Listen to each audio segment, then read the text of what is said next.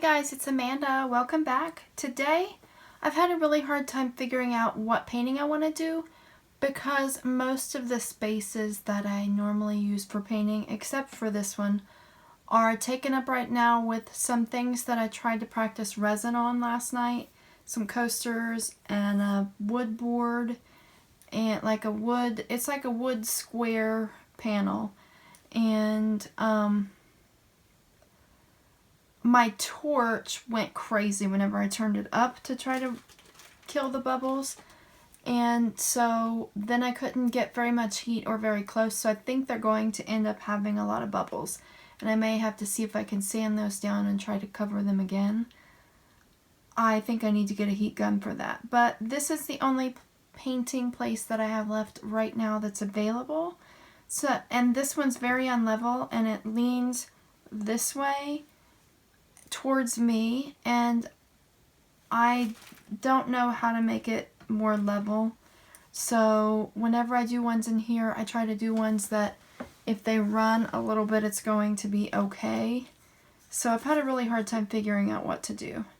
But I'm just going to grab some very random colors and try a flip cup because I haven't done a flip cup in a long time.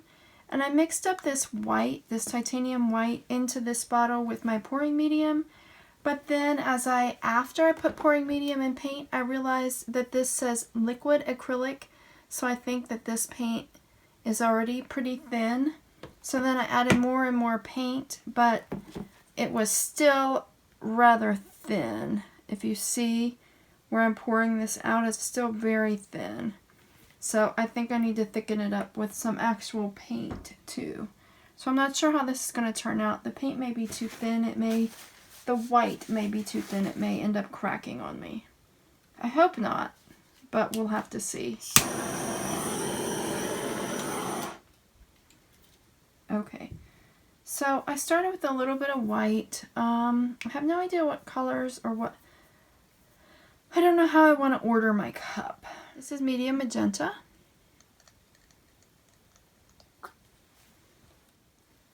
This is extreme sheen champagne gold. I don't know what effects, if any, that will give in a flip cup, but we can see.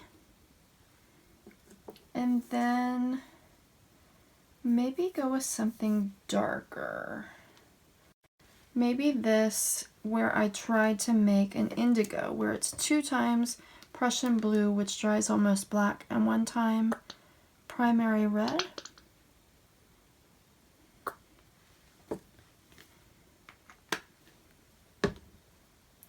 And then maybe some of this really thin white. I made this white to use as my base coat and for some Dutch pours, so hopefully it works okay for those things. And then next, I think some emerald green. This one's pretty thin too. So maybe it's going to be okay. And then this one is an Arteza. It's a pearl marmalade.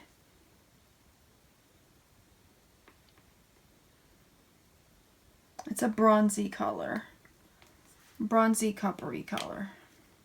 Maybe just a little bit of this lemon yellow with pearlessence.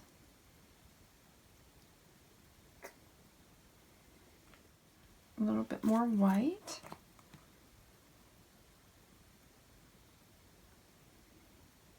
Some light blue violet.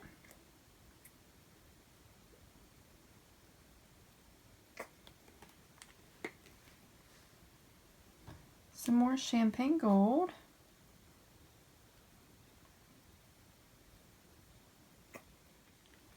Rose pink.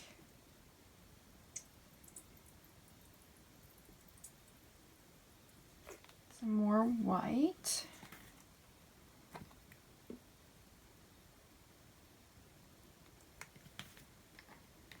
And then some of this metallic cobalt.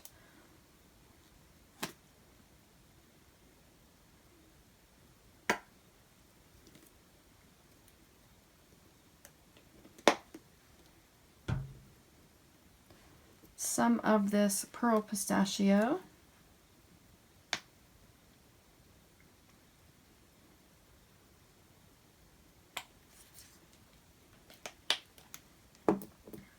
some champagne gold, some Naples yellow,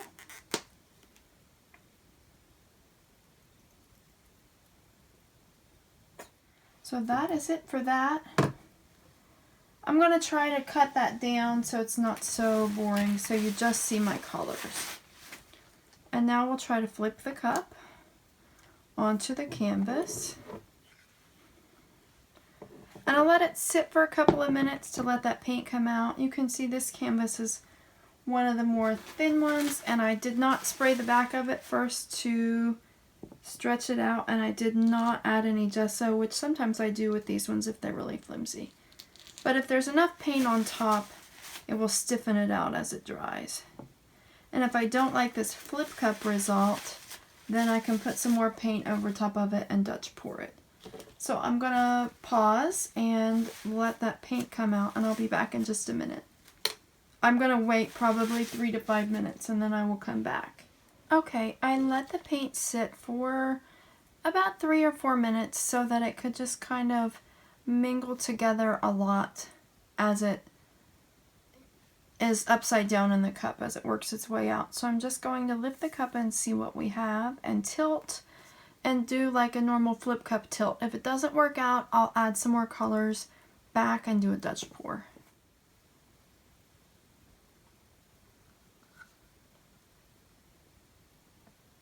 I'm just going to add some to my corners because I have trouble, so you can see it's unlevel this way. I have trouble sometimes getting the corners, and I want to make sure that I go over the corners.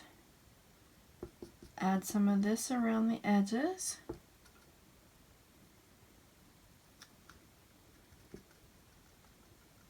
This is way more fluid than what I normally use, and I think it's because of that white. I love the inside of the cups. I think it's because of that white being so thin. So I do need to add some real paint into that to thicken it up. Let's see. It's running this way, so we're going to turn it the opposite way. I like to let it sit. You can already see that initial base coat drying there. I like to let it sit and just kind of spread out a little bit on its own before I start tilting, so that I can see where the cells and the designs are. I'm going to go ahead, pop some of the bubbles.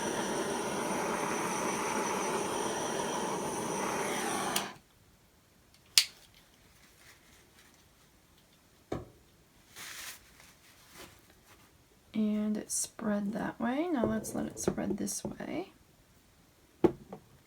See, I even try to make my screws underneath higher on this side and lower on that side so that I can even up the way that it tilts this way, but it doesn't work. And then it makes it do that.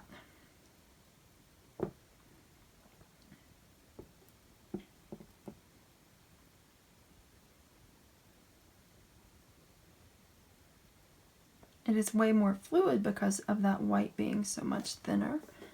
That is one thing.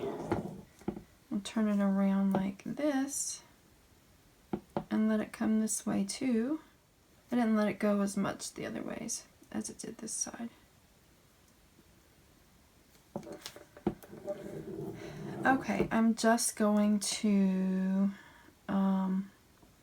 start stretching it, but I'm going to try not to go over the edges yet. It's going to be hard with it being as thin as it is right now. But I want to try to stretch it out to see what I have. But since it's so thin, it's rolling over itself. Okay. I'm just going to, I'm not going to use a corner catcher. The paint is so thin and there's more than what I need, so I'm just going to let it run over.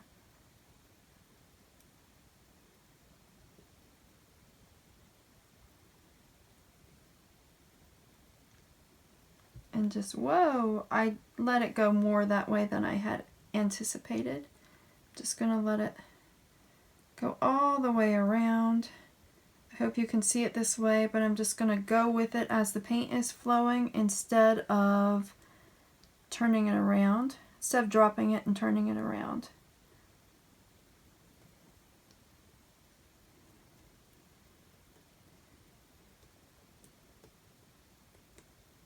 And then kind of move some of the weight of the paint back towards the center.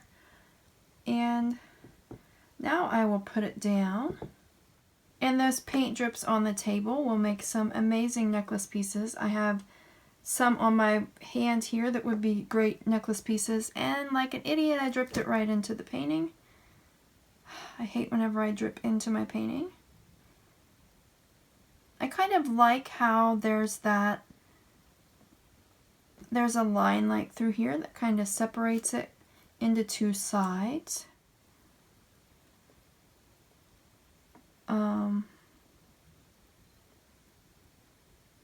I want to check, make sure I went over everywhere.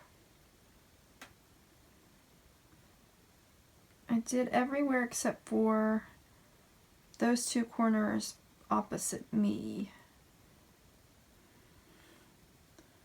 So let me place it down and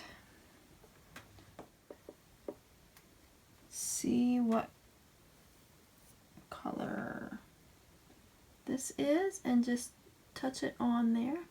Just very barely touch that corner. It was barely missing paint. This corner is kind of these colors, barely missing paint. Now I will wash my hands before I torch. Okay, I had to wash my hands because I had so much paint, and I did get a drip right there, and if you really look you can see how that's different than the rest. This looks like something in the paint that if I have my tweezers I could pick out. Instead I have to try to scoop it out with the end of that skewer. Now that's going to be a spot in the painting. I'm going to try to go with this look.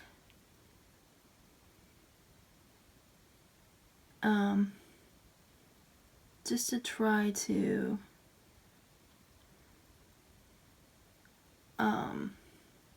blend that spot in with those colors that were kind of showing up through there anyway, so that it kind of looks like it matches a little bit. Okay. All in all though, even with that drip right there, I kind of like it. I want to torch to pop any bubbles.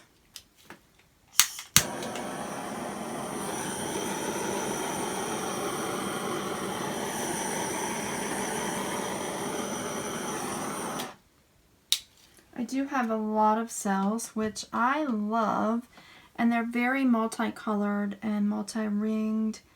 And I don't want to pick it up and move it again because I don't want to get paint on my hands again. But if this one dries well, I'm going to be really excited. I like this line here through this part. It looks like it's separating this side from this side. Okay guys, I tried once to record this close-up for you, but my phone is acting very strange. My phone is a big pain in the butt. It's very old. I need a new one, but I'm waiting for the new ones to come out. I have trouble with space. I have trouble with recording. I have trouble with everything. So I'll try to go really quickly and just show you some of the details and spare you some of my ramblings. I do like this section here where it's different than the sections that are full of cells.